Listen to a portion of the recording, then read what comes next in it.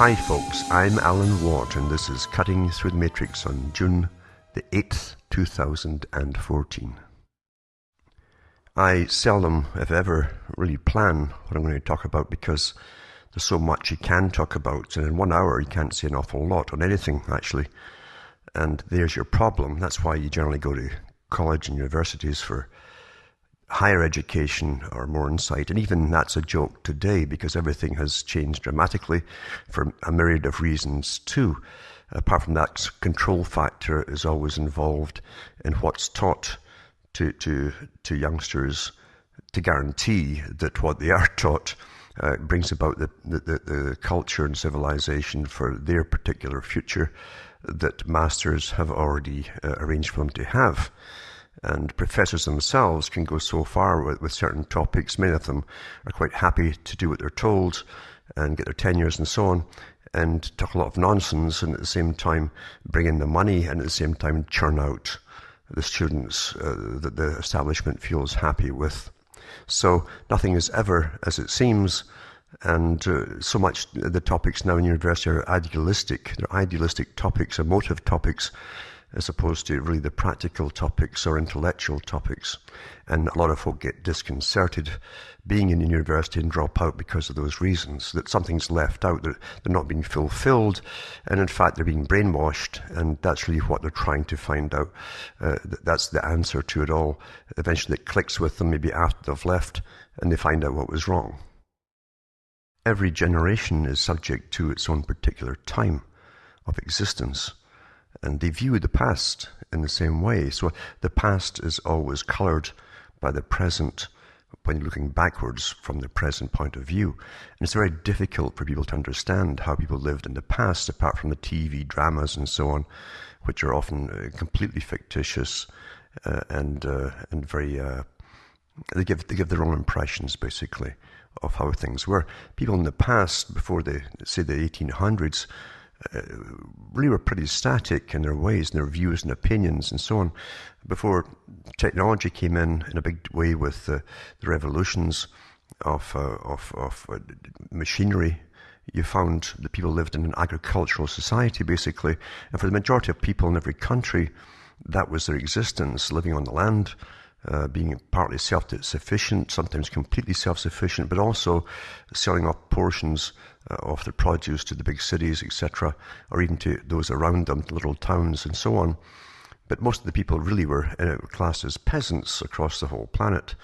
And you find it's very difficult to imagine yourself being a peasant because we look back, as I say, from the present circumstances and try to put ourselves into the past.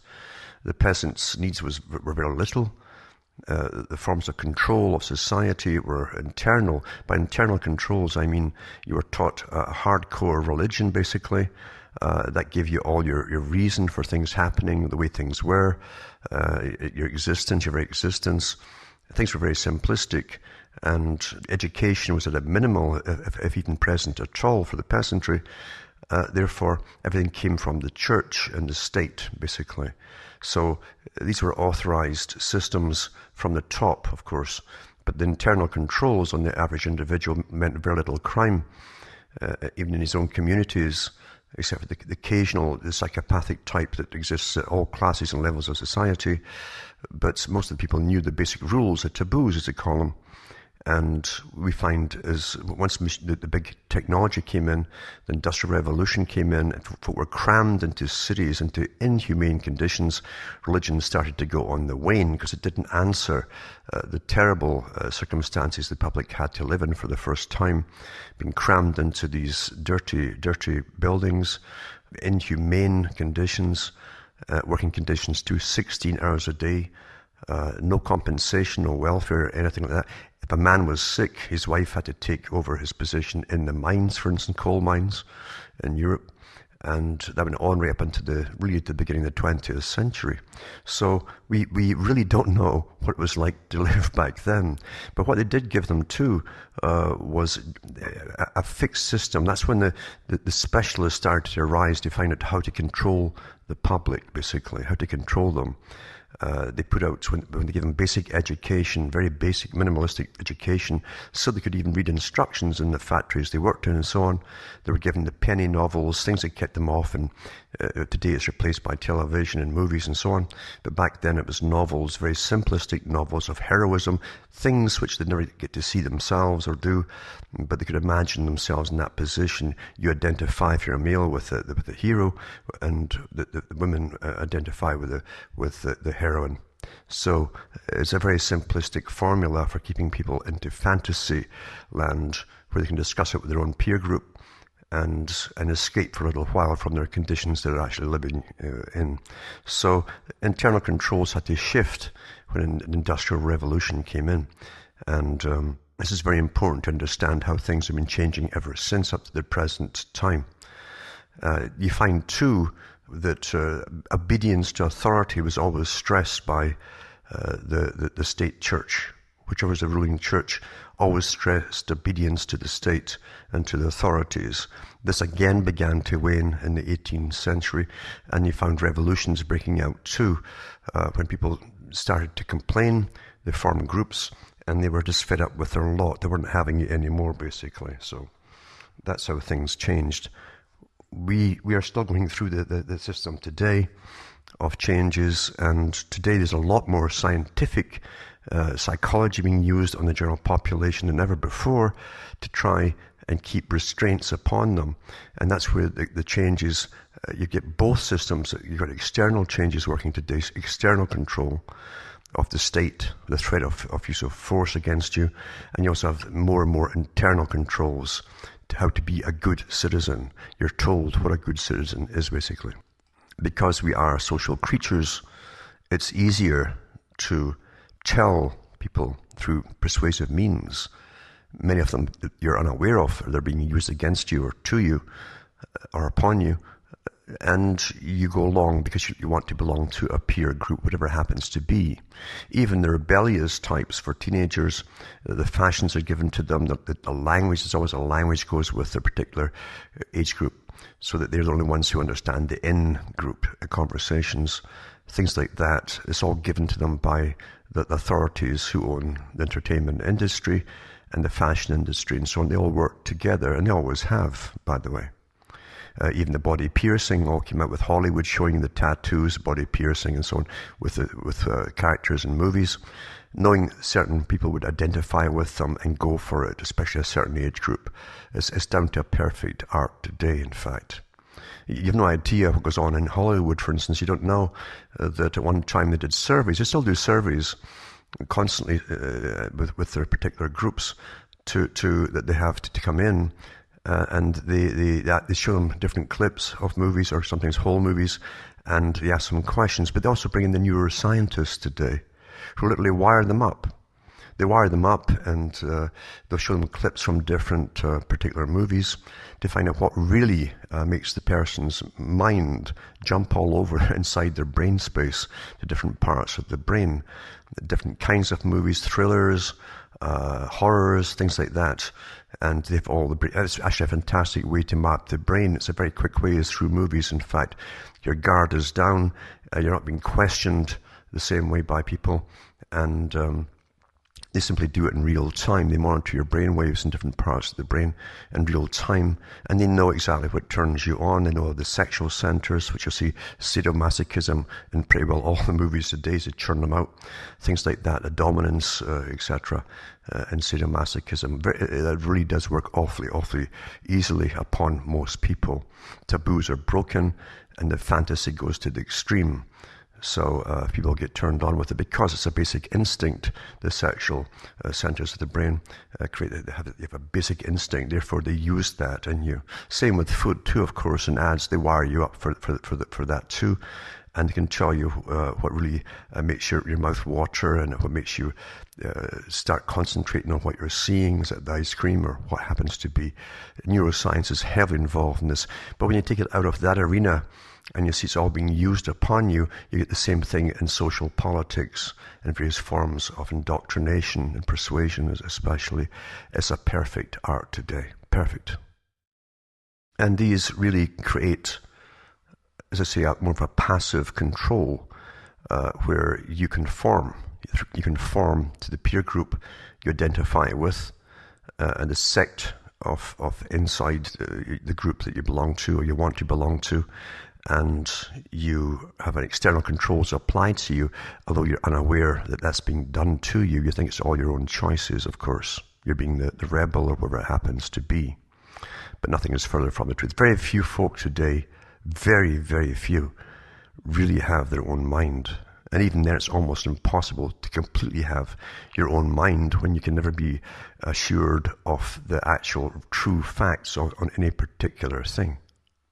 That's how difficult this maze is, because, as I say, education in itself is a written out format with psychologists, neuroscientists, sociologists, all these different factors involved in it to make sure that you come out with the right opinions and the right ways of looking at things, the authorized ways of looking at things for the future. This ideology, or way of creating ideology and basically conformity to even radical groups, that's conformity. You're conforming to the ideology presented to you, and obviously authorized from the top too, because they don't ever have any unplanned revolts, believe you me. Then you're going under a particular system that you think you're rebelling in, but you're allowed to rebel whether you like it or not, or know it or not, in fact. And sometimes they'll let it go to a certain stage, like on campuses and things, and broadcast it even too. But that's all part of the planned structure. They know it will never get out of hand, and etc., etc. Sometimes they use certain groups, they create them in fact to do rebelling, even small terrorist acts. The 60s was full of terrorist acts, way more than today. And it's all the radical groups within, especially the US, that was the main country to see this happening within. And the Marxist ideologies involved with it, some across Europe, the Baader-Meinhof group, these kind of ones too. But that was all basically monitored from its start to its finish, basically, for those who don't know that. So I always warn people not to get involved in something because it's an ideology which you think is yours. Oh, that's wrong. I agree with what that guy says, therefore I'll follow that guy. It's a very simplistic way of thinking. And believe you me, the guys that are put out for you to follow are coached on how to talk, how to put things across, the technique that's applied to their personality, and you'll often fall for it. A great thing for any group follower to do is to listen to the term we. When the leader always says we are going to we, us, they can't do that to us. When you start to stop, you're depersonalizing yourself and becoming part of the us or the we. Be very careful of that, because it's a technique where often you'll have nothing really in common with the standard of living, the income, the real ideals and plans of the person at the top. You have nothing at all in common, and they have nothing in common with you except you're awfully useful to them. So be very, very careful how you're played. And people are played all the time, and politics or anything involved that seemingly is politics or political. Be very, very careful. You'll find what was awfully popular to be used on the general public from the Industrial Revolution onwards into the 20th century, which is slacking off today, was the ideology of saving. And Benjamin Franklin was famous for putting out his little Poor Richard stories, and a penny saved is a penny earned, all these kind of things. It was always to do with the future, the future, the future.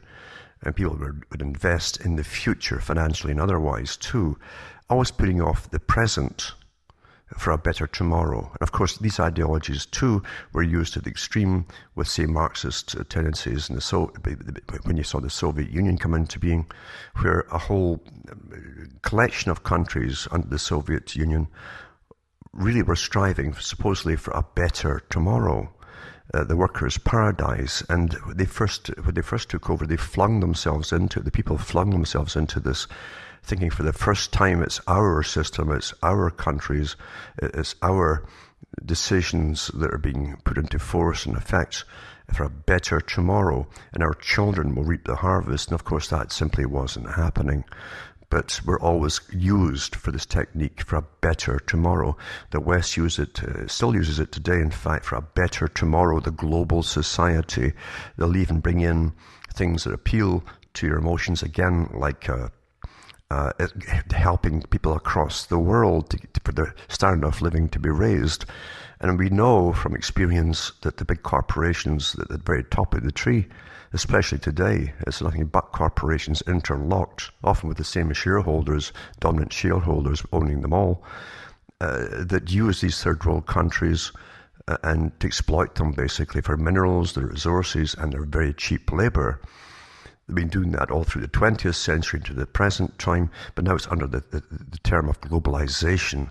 Oh, it's a wonderful thing to look forward to, with a global government one day, and fairness and justice for all. All of the usual slogans are put out there, but the big boys at the top have no intention of having any kind of equality in the world whatsoever, and that apparently is human nature. That is human nature. Human nature is so disregarded by idealists, and those, especially the followers, that human nature won't allow that to happen. You have the power impulse that exists amongst many people. And again, in all classes, you'll find the power impulse. Those who know how to dominate others and bully them, or talk over them, yell at them, have them cowering to get what they want, things like that. Other ones are more intelligent, and they can manipulate more easily, the better psychopaths, to use folk around them, of course. But the techniques today are so perfected, that the public are completely unaware they're being used on them all the time. There's not a script comes out of television that isn't gone over many, many times by different groups within the agency putting them out, and reviews and so on, before you ever get the script read or shown to you. That's how delicate everything is today, and perfected it is. So getting back to people, especially movements which try to use you, it's always for a better tomorrow. Some will go back to the past, especially in the US, where they had a brief period of prosperity for the working classes from the end of World War II, basically through the 50s and 60s into the 70s, and drastically declining then on. A small brief period where for the first time they could afford to, a working class guy in factory could afford to buy a house. Mind you, everything was much cheaper, the dollar is worth more, but the way that the money system is set up, it constantly is devalued because it's backed by nothing but debt, as we well know. So inflation is built into the money system that we all are under the same con, where money is loaned out to the you through the governments or agencies of the government, and it's all based on debt, so it naturally inflates all the time. But putting things off till tomorrow for some great utopia is nonsensical, absolutely nonsensical. It's never happened in history, and it never will happen in history, or the future history, I should say. Looking back, it won't happen. It just doesn't happen at all. You'll always get eternal optimists too. And remember too that all segments of society and all psychologies involved within society are incredibly well studied, and you will find leaders put out for that too. Eternal optimists that come out with their motivational courses, etc. They're always up. It's terrible right now, but it's going to be a lot better tomorrow, I guarantee it, and so on. And they're never down, it appears, and people like to follow that, as they would often follow religion, you see. Same techniques are in play, in fact. A form of idealism for tomorrow, and it's not all that bad. But we find when we go through all of these changes, as I say, from the 1700s onwards, the internal controls that used to keep us going along with this system because we weren't being bashed over the head by military butts or rifles and things like that, to keep us in line, the internal controls are starting to wear off again today. And when that happens, you find the militarization. This is standard in history, the militarization of the system within. And it takes many, many forms. It's not all uniforms. It's not all just government agencies. You'll also find it within compulsory moving for employees. If you want to keep this job, you've got to be moved from here to there, but they'll give you a little increase in your pay, and it becomes worth it. That also comes under this big system of militarization. It's moving what is stable for you, uniform for you, into something else for a reward of some other kind, or else you lose what you already have. You're actually being forced and coerced whether you like it or not, you see. No major change in societal structure is allowed unless it's forethought out in advance by big think tanks, many big think tanks. And everything certainly is, minutely in fact. Not just by one think tank, let's say on one topic. They might have about a dozen think tanks working on that one topic. Then they compare all information, and then it goes for review and further review and assessment and rewritten, etc., until they get the plan that they want to deal with possible upcoming problems. And in the past, of course, they thought about revolution that had to be nipped in the bud if it was not under the control, that is. And they decided for the West, for instance, to give them more materialistic goods, which would offset their dissatisfaction with things that were happening in societal change around them, which involved them and affected them too. Because people were becoming dislocated in their minds as to their place in the world, in their own little society, and so on. Things were changing so rapidly in the 20th century, especially in the latter half of the 20th century, that the big think tanks were heavily employed to keep the order to be maintained by those already in rule. And I don't mean politicians. You feel your needs are being satisfied when you have more cheap things to buy, whether you like them or not. And again, what you want has nothing to do with what you need, of course. And if you ask people's opinions on what they want, it's nothing to do, you'll find out, with what they actually need, even for basic survival.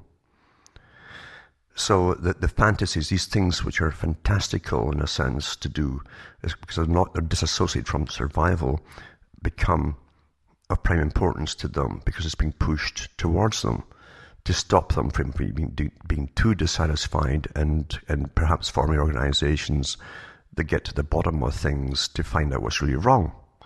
Therefore, everyone's happy. They're getting their goods for cheap goods and so on. And even if they're low down the pay scale, they can still afford their cell phone and all the rest of the stuff today, which it's not there by, that's not by chance, by the way. It's all planned that way. In the 19th century, into the early 20th century, for instance, Britain was a fantastic country for studying people. The amount of experts involved from the top all through society to study people was enormous, still is today. Today it's easier with the internet because they get your instant data and they can keep tabs on you. But back then, they had many different levels of specialists working on keeping order, maintaining order, and keeping the public willing to go and join the military in times of war, that type of thing, to ensure that they'd always win and the status quo would be maintained.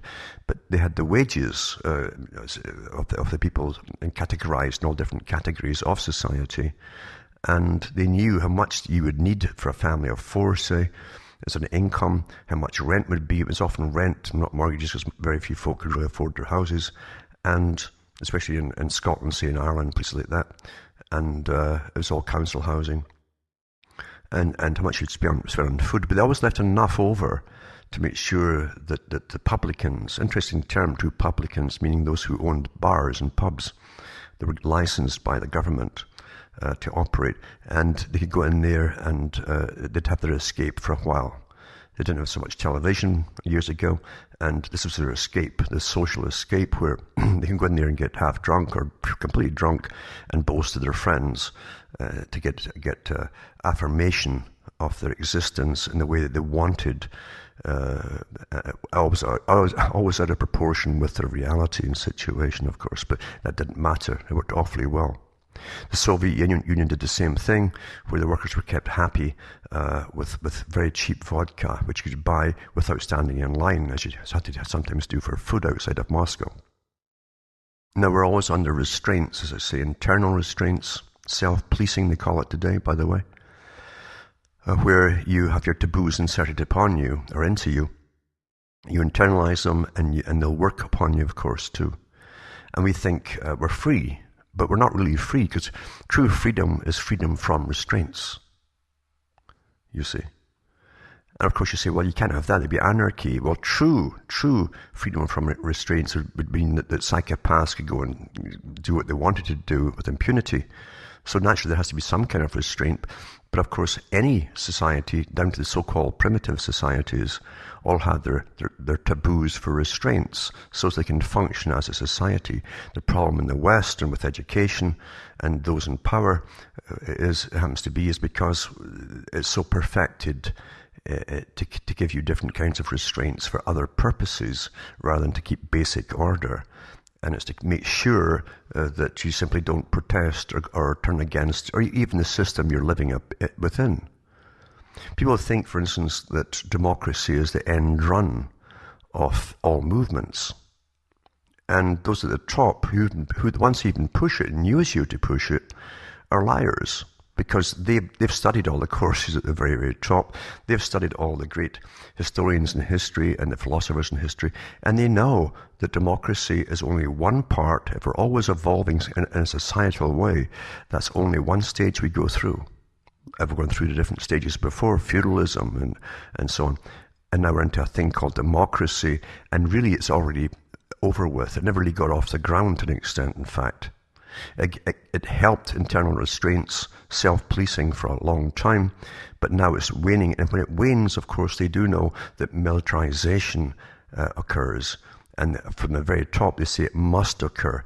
More militarization for basically coercion to obedience of authority, all authorities, to make you follow the line and behave. So fear makes you compromise. It makes you self-police in the new fashion. Fear of being caught or accused of anything at all. And of course that was also perfected in the Soviet Union when so many spies were inserted amongst the populations in their streets and so on. Listen to conversations and you get called up. Did you say this? Did you say that? That's taboo. Today we have all of these things. There's so many topics you're not allowed to even talk about. It's not because the ones at the top care about particular segments of society that are being talked about or complained about. It's because they're teaching you by all the means they can, by what seems to be valid excuses, you see, for you to self-police what you say and what you think especially. It's all to do with changing how and what you're going to think about. In Pavlovian style, when you're told don't think about that, don't talk about this or that, don't even ask a question about this or that as a child, and children should ask all the questions they want, by the way. When you can't, then it's for a different reason. There's something else behind the topic itself of the question. Now, militarization in itself happens when, as I say, the self-policing starts to fail. Things are wrong. They're obviously wrong. People are, today especially, are really noticing the planned inflation or quantitative easing, as it's called by, say, the US Federal Reserve, where all the top banks in the world are constantly devaluating their currency. They're devaluing the currency constantly, which makes you pay more and more paper money, whatever it happens to be, for the same goods. It's quite simple. Everyone's noticing it. Therefore, you have the militarization aspect of conformity. Don't grouse too much. If you grouse about things, you're anti-government. Another term that is taught in Pavlovian fashion to get you to respond and switch off in a specific way. Switch off from the topic. Don't complain about it. Obey, you see. And therefore, you don't have freedom. And you don't have self-policing just to the same extent. You have a form of self-policing, but you also have external controls as well of who's listening, who's talking, etc., etc. Who's complaining, who's reporting. You can see too how this works with expansionism of countries or states or nations. During their time of expansion in the past, when they're going out to do their empire building, there was more acceptance by the public because they had to be kept to an extent a bit happier than they had been before, financially and otherwise, to be patriotic, to go off and join the militaries and go off and fight various wars, which are completely unjust, of course, for they were conquering on behalf of those who wanted the riches within those countries, not for the people who fought the wars, actual sloggers and foot soldiers, etc.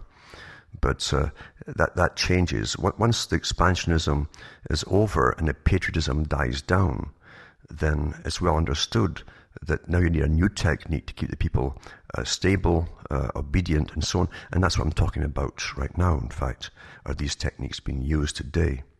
They knew, for instance, that as we went into expansionism, or expansionism eventually waned, which it has done, corporations, international corporations would have to keep expanding to keep a power elite in place. And therefore they came up with the idea of free trade. That was to be a thing of the future back in the late 1800s, well documented from Britain especially. And through that technique, they would bring in a global society which would be ruled in the same form that they used to use militaries to do it. Now they would use simply commerce to do it. International corporations. You don't know that through free trade, your tax money is subsidizing the same big international corporations to build factories. We build them for them in third world countries. They get it basically for free. And the third world countries supply the cheap labor. And the minerals, etc., at a fraction of the price they can get it elsewhere. So everything works out for the established control, but they sell it to the general public as helping the poor and raising the standard of living, and so on and so on and so on. That's how things are sold to the public. Very simplistically, they appeal to your idealism and your natural humanitarian aspects, and it works awfully well. But in reality, as I say, when military expansionism stops and conquering and the flag waving stops, that's how they have to do it.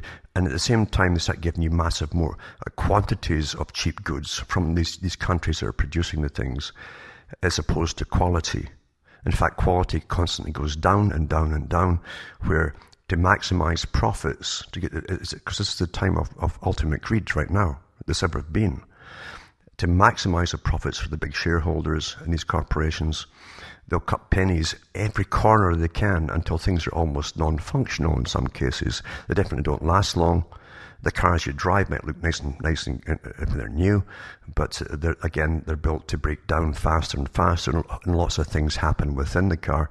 Plastic deteriorates, things like that.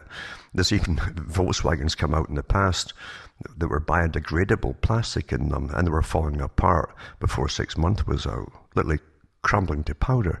So things are being made cheaper and cheaper, and we're buying junk that doesn't last long at all, and quantity has replaced quality altogether. You can't go to university today without running into Marxism, which is taught openly, has been for an awful long time, all through the Cold War too, because professors were brought in from Eastern Europe and put into universities in preparation for all of that too, to make sure the right kind of student was churned out for the changes of the future. And Marx does not explain the causes of things at all. But today you can't go to university without, whatever topic it is, you have to look at it from a Marxist point of view, and so on and so on. You can't look at the past with today's ideologies you can't do it. It can't be done. Therefore, if you do go through that, and you must look at it from this perspective or that perspective or whatever it happens to be, you get a totally false idea of the past. In the past, religion was still dominant because religion encompassed the basic values of human experience. And in religion, you internalize it and you examine it, of course, because we are human creatures. Science initially used to say that they were not in conflict with religion, but of course they were, and they've become predominant now in bashing religions, trying to say that everything is rational, when they themselves are not rational because their theories keep changing all the time. So power struggles go on within all the different professions and so on.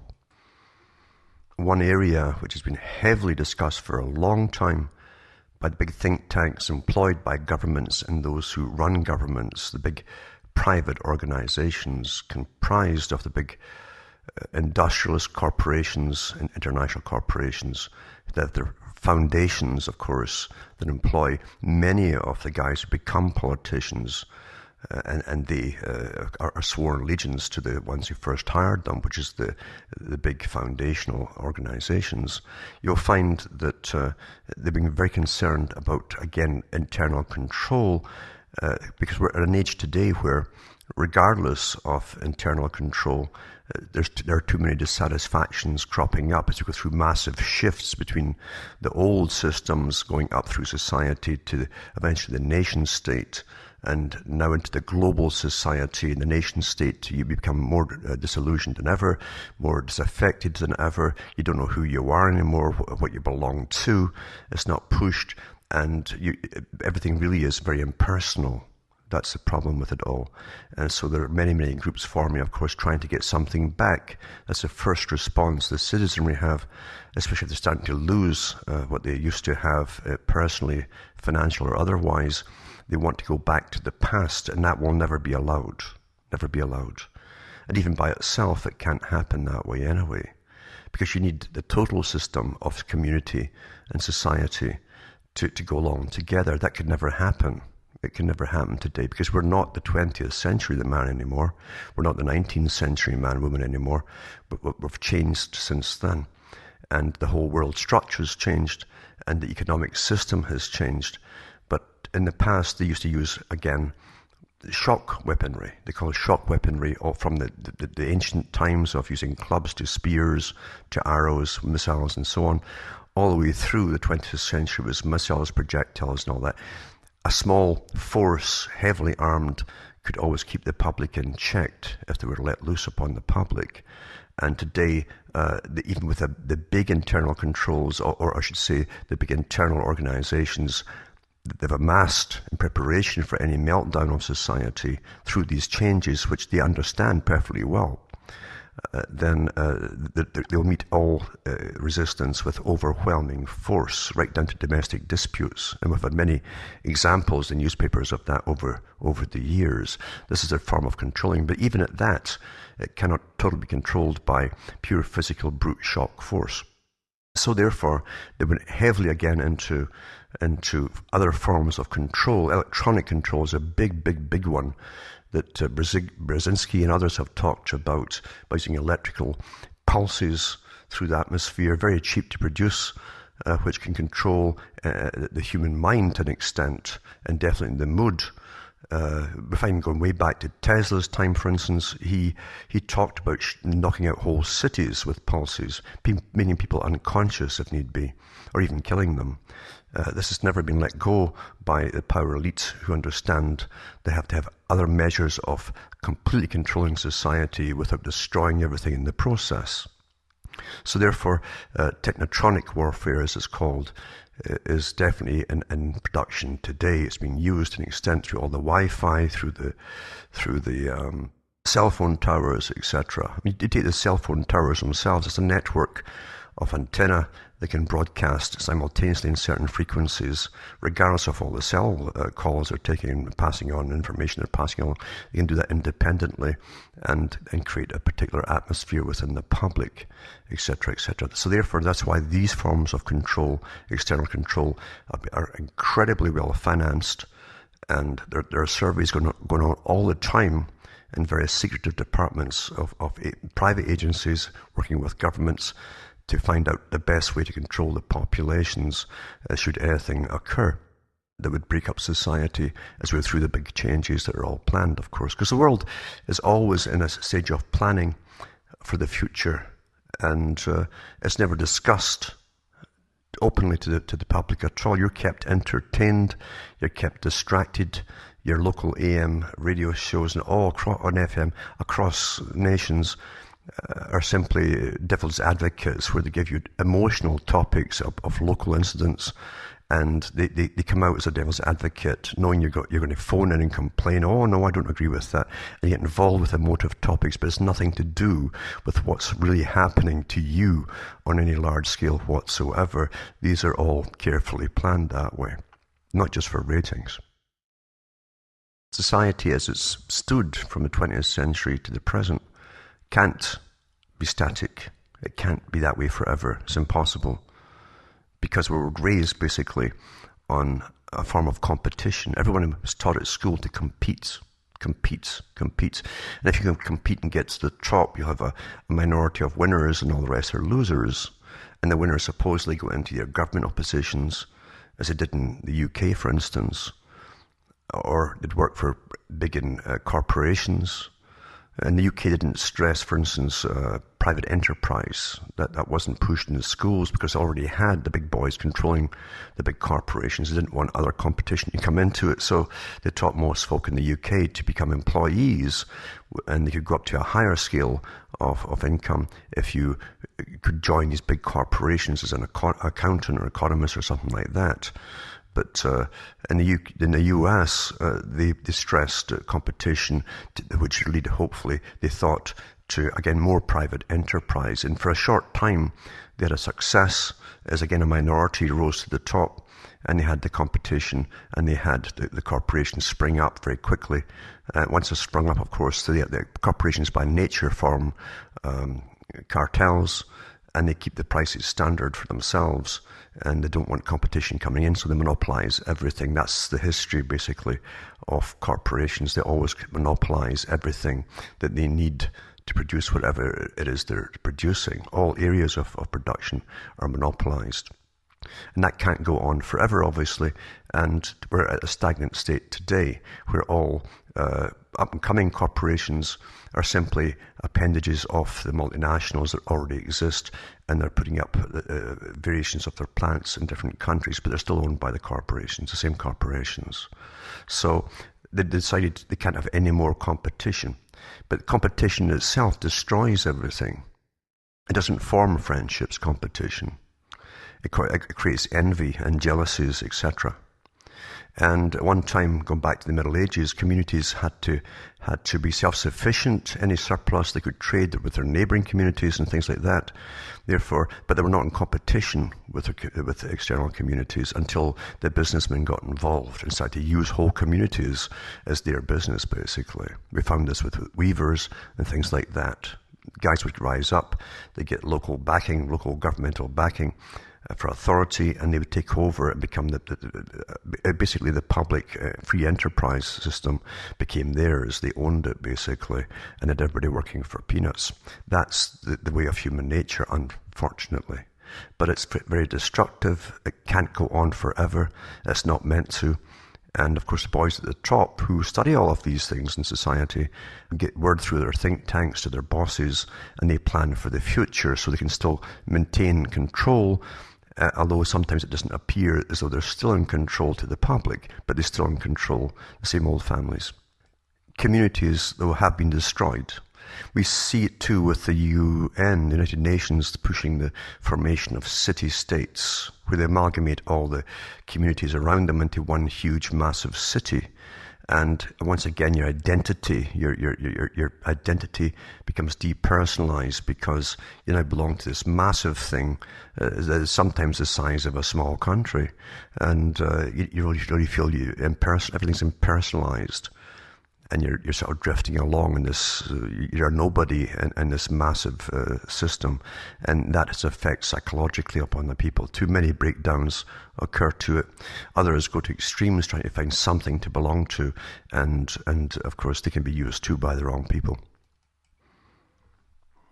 Part of the problem too is the very effect that industrialization has. At one time, work was something you did naturally.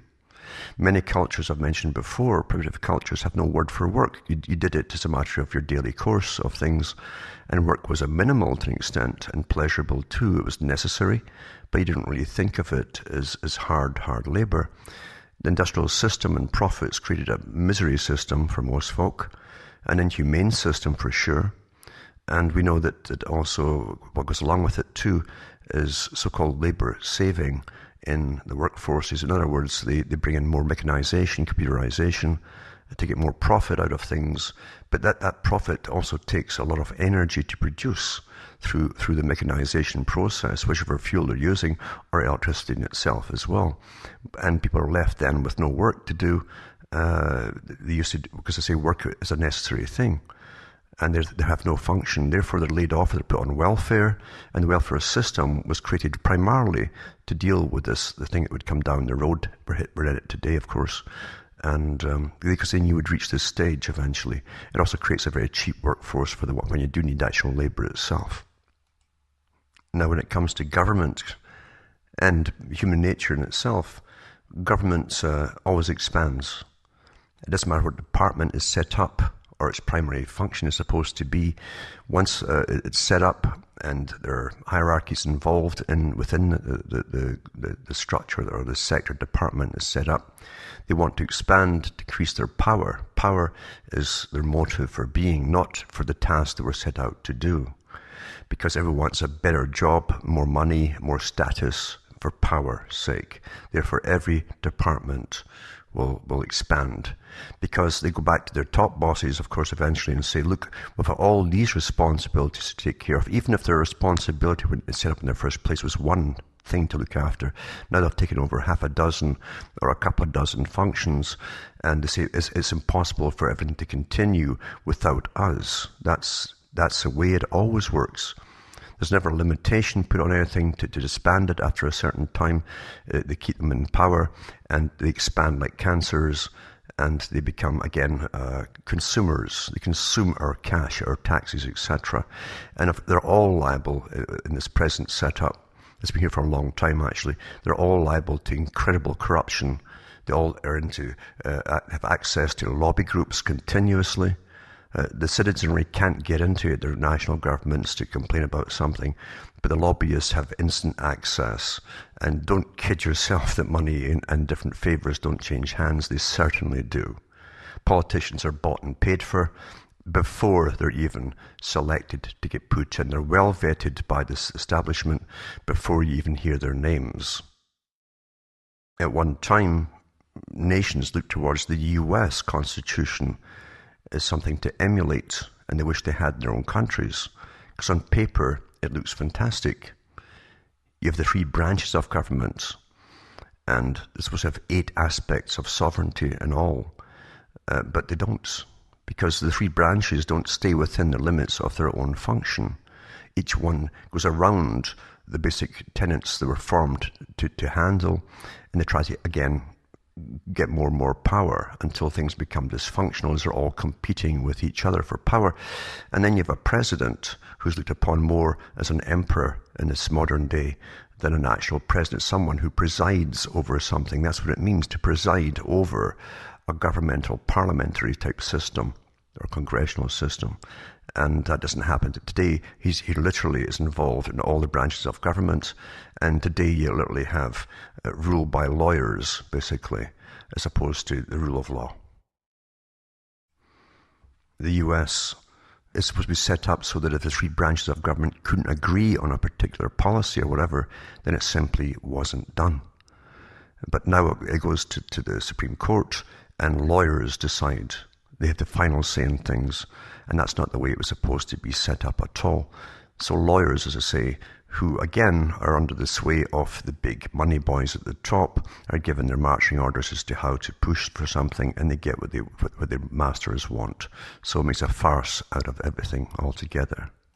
Another thing that makes a farce of government too, and constitutions, is that if the government does not have control over corporations and the money system entirely, the creation of it and so on, then it cannot possibly be sovereign. In fact, the opposite is true. The corporations and the money boys own the government. That's how it really works in all countries in the Western world today. Most folk in the US are kept blissfully ignorant of their past, their real past, their true past. In the 1820s, for instance, you'll find that the US states, the different states, had uproar from the general populations over the corporations and what they were doing. And therefore they agreed that corporations must have a charter to exist, and the charter was a limited charter to be reviewed for renewal, if it was going to be renewed at all, according to any benefit to society and the community they had, as opposed to the detrimental effects they'd have, and so on. And that's out the window today completely. Corporations are immortal, they live forever, basically. And that's all wrong, regardless of what you think, because the corporations have more sway in what you're eating, for instance. You don't know that most of what you're eating in the bread, any fibre that exists at all, and that is taken from wood pulp today. And chemicals are added galore, it's all waste products as well. And most of the taste you get of what you think is food today, it comes from the chemical industry. Many byproducts, again, are chemicals, and they're put in there to improve the taste quality. In other words, to create some kind of taste to make you think you're actually eating food. And folk have become accustomed to it, so they eat all the packaged foods and processed foods with all the different enhancers, flavor enhancers they call them, added to them to make you think you're actually having something awfully good and nutritious. And in actual fact, it's often very poisonous, and nourishment value is pretty well zero. Now, it doesn't matter how many restrictions you put on anything to do with corporations or whatever, it all ends up being decided by lawyers, not by the actual law that's written. They'll reinterpret everything to suit themselves. Everything's always being reinterpreted by lawyers. All laws always are to suit the times, to suit the bosses that they were employed by. And it's a bit of a joke to even think of it as being something static whatsoever, some rule of law.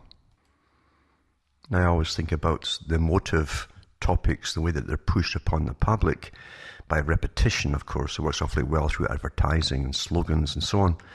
For you to accept all of the changes that have been decided by your betters, those way above you that you'll never ever hear of or never mind meet. And you don't know it's even happening to you. You go along with the quotations that the multicultural thing is all good. And I'm not saying it is good or bad. What I'm saying is the motive of pushing it on upon you is not because they want to help anybody anywhere, believe you me. It's to bring in the society that they want with a massive global workforce, which is going to be awfully cheap down the road, of course. And it's also going to create massive inequalities too.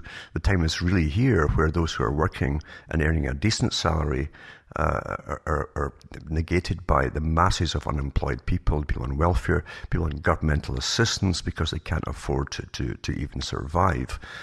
This is the brave new world that's been brought in, of course, and neuroscientists, behaviorists, psychologists, and again, two different techniques and even technotronic techniques are being used upon the general population, along with all the massive authorized drugging of society through the authorized pharmacies and the authorized doctors that are nothing more than pushers for the drug companies, all working together with what you think is your government or governments because they're not yours at all. It's all one big system. It's out of your control, out of your hands, and it's planned this way. It's not by chance, and it's not always just for pure profit. Never fall for that one. I always laugh at Hollywood when it says, well, we're only reflecting society. Meanwhile, when you go and listen to the top people talking at the big shows that they have amongst themselves in the awards, they quite openly call themselves the culture creators. They're well aware of what their job is supposed to be. And they're all prostitutes because they go along with it. They have no social conscience. That's part of being a star. That's a quality you definitely need. So, as I say, we don't live in the projected image that's projected to us. A lot of people try to conform, they try to go along with the image that's pushed to them, but of course it ends up you have neurosis and internal conflicts where you blame yourself for not being happy, but don't worry, here's a pharma to help that. That's all planned out that way. And if you don't have that, you have even what you think is the underground system of drugs, illicit drugs, etc., which are all controlled by the same boys at the top. You'll find, for instance, a lot of the illicit drugs are created in big pharmaceutical companies, like ecstasy and things like that. These are not little handmade pill things. These are perfectly formed, machine-made things. They come out of big production units. So the boys have you trained one way or another that whatever's wrong with you, take a pill. They don't really care if it's illicit or authorized, you see. They're both technically authorized. That's why in the welfare systems and societies too, there's a certain restriction only by almost name by coming down on the occasional little street runner that's not authorized to sell them, where the big boys go totally free all the time. We know that governments are heavily involved in bringing in these various drugs too, illicit drugs, etc., etc. We know that Afghanistan has our troops guarding the opium crops. And heroin is flourishing more than ever before to date and being brought into the US and Britain and elsewhere. There's been too many exposés in the past of the CIA bringing in this kind of stuff, and along with the cocaine from Latin America. Right up to the government level, we've heard the exposés in the past and the so-called inquiries that go nowhere. When the Oliver North scandal came out with the guns for drugs and things like that, scandals like that, we tend to forget it all. But what it's showing you is that nothing is as it seems. Nothing is as it seems. But for those at the top, they're perfectly aware of what's happening, why it's happening, because they're generally behind it all. We're managed completely at all possible levels. Today with internet, you're monitored more than ever before. You know, your complete personality profile. They know your behavior, your projected behavior for the future. If you deviate from that behavior, they want to know why immediately. And you'll tell them immediately by chatting to your friends and so on. Total information network is well underway. Well, here it's a permanent thing is here. It's not going to change. And it'll get worse and worse, in fact. And then one day you'll get called in or get a visit when you deviate from your routine norms, and they'll want to know why. If you're looking into an area that they don't quite want you to go into, they want to know why you're doing this. This is pre-crime, basically. Or one day you might go into a radical sect or something like that, and they're nipping you in the bud before it happens. This will definitely be authorized. And you'll be mandatorily drugged or whatever it happens to be, and have psychiatric care until you're formatted back to the person they want you to be, fit to live in the society that they've created for you. But I've rambled on tonight, as I say, off the top of my head, as I always do, and this is just to let you know that always question what's going on. Don't be overwhelmed by things. Don't be caught up in the fear mode that's always pushed, because fear is a good seller for those who push it. Always be very, very careful who is trying to get into your head. And by whatever means you think you're choosing that they're going to get into your head, it's often not your own choice at all. You're being fooled. Beware of those that say we, us, etc. Because are you really part of the we or the us? Who's using you? Think about it. Be very, very careful. Because there's only one you, and the mind has no firewalls. You have to guard everything that comes into your own mind. And think about it too. And no matter what you're told, question it intensely. That's what freedom is. You still have the freedom to do that if you wish to do that. At the moment you can still do that. As I say, down the road, I really don't think you'll have the ability, because they'll nip you in the bud when they catch on that you're actually thinking for yourself. And that can be a dangerous, dangerous thing in the world that they're shaping around you today. Those at the top become very nasty, believe you me, when the fake society of peace and security that they often project is threatened at all from a source, even a great idea. That's what terrifies them more than anything else. All the other authorized areas which they can clamp down on are often led by them, in fact, to make you think that you really need these organizations to keep you safe, that they actually create their own problems. They put them out there, and they get lots of patsies are available, and the techniques are perfect for creating them today. Perfect, in fact. But that's an old technique. Now, I'd like to say, too, remember, folks, that I'm not sitting here just dishing out information for nothing. I have to live, too. I have to pay for all the websites I have, and I have to pay for all the other things you pay for along with the websites. And people seem to think I live in some kind of happy mansion somewhere where I smoke a pipe and drink brandy or something with a dinner jacket on, and nothing is further from the truth. I have a lower standard of living than many of you out there, and I really do, because what I get goes into what I do, and it's not a lot of money at all.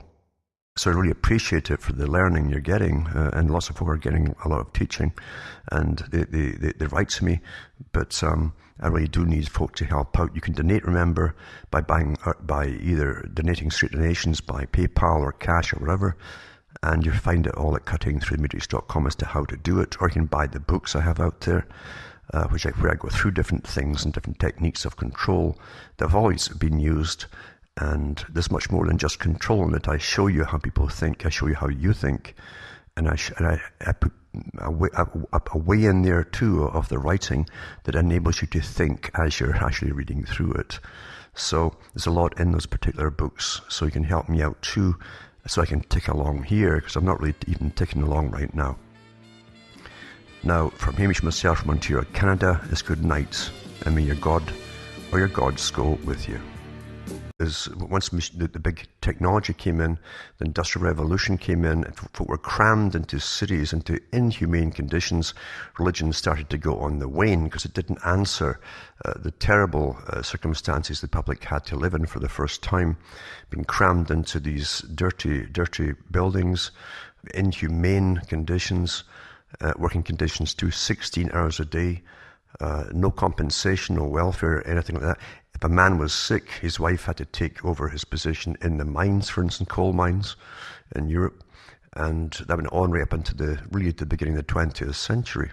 So we really don't know what it was like to live back then. But what they did give them too was a fixed system. That's when the specialists started to arise to find out how to control the public, basically, how to control them.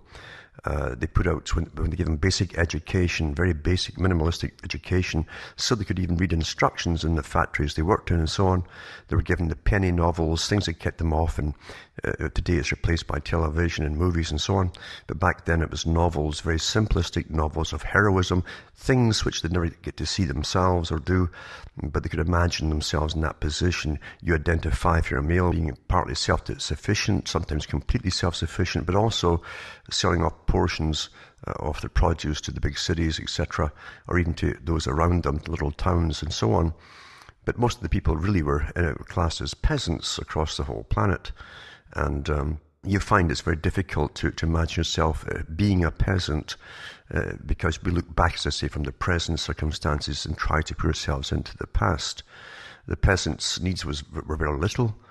The forms of control of society were internal. By internal controls, I mean you were taught a hardcore religion, basically, that gave you all your reason for things happening, the way things were, your existence, your very existence. Things were very simplistic, and education was at a minimal, if even present at all, for the peasantry. Therefore, everything came from the church and the state, basically. So these were authorized systems from the top, of course, but the internal controls on the average individual meant very little crime, even in his own communities, except for the occasional psychopathic type that exists at all classes and levels of society. But most of the people knew the basic rules, the taboos, as they call them. And we find with the hero, and the women identify with the heroine. So it's a very simplistic formula for keeping people into fantasy land, where they can discuss it with their own peer group and escape for a little while from their conditions they're actually living in. So internal controls had to shift when an industrial revolution came in. And this is very important to understand how things have been changing ever since up to the present time. You find too that obedience to authority was always stressed by the state church. Whichever was the ruling church always stressed obedience to the state and to the authorities. This again began to wane in the 18th century, and you found revolutions breaking out too. When people started to complain, they formed groups, and they were just fed up with their lot. They weren't having it anymore, basically. So that's how things changed. We are still going through the system today of changes, and today there's a lot more scientific psychology being used on the general population than ever before to try and keep restraints upon them. And that's where the changes, you get both systems. You've got external. Hi folks, I'm Alan Watt, and this is Cutting Through the Matrix on June the 8th, 2014. I seldom, if ever, really plan what I'm going to talk about because there's so much you can talk about, and in 1 hour you can't say an awful lot on anything, actually. And there's your problem. That's why you generally go to college and universities for higher education or more insight. And even that's a joke today because everything has changed dramatically for a myriad of reasons too. Apart from that, control factor is always involved in what's taught to youngsters, to guarantee that what they are taught brings about the culture and civilization for their particular future that masters have already arranged for them to have. And professors themselves can go so far with certain topics. Many of them are quite happy to do what they're told and get their tenures and so on, and talk a lot of nonsense, and at the same time bring in the money, and at the same time churn out the students that the establishment feels happy with. So nothing is ever as it seems, and so much the topics now in university are idealistic. They're idealistic topics, emotive topics, as opposed to really the practical topics or intellectual topics. And a lot of folk get disconcerted being in university and drop out because of those reasons, that something's left out, that they're not being fulfilled, and in fact they're being brainwashed, and that's really what they're trying to find out. That's the answer to it all. Eventually it clicks with them, maybe after they've left, and they find out what was wrong. Every generation is subject to its own particular time of existence, and they view the past in the same way. So the past is always coloured by the present when you're looking backwards from the present point of view. And it's very difficult for people to understand how people lived in the past, apart from the TV dramas and so on, which are often completely fictitious and very they give their own impressions basically of how things were. People in the past, before the 1800s, really were pretty static in their ways and their views and opinions and so on. Before technology came in a big way with the revolutions of machinery, you found that people lived in an agricultural society basically, and for the majority of people in every country, that was their existence, living on the land,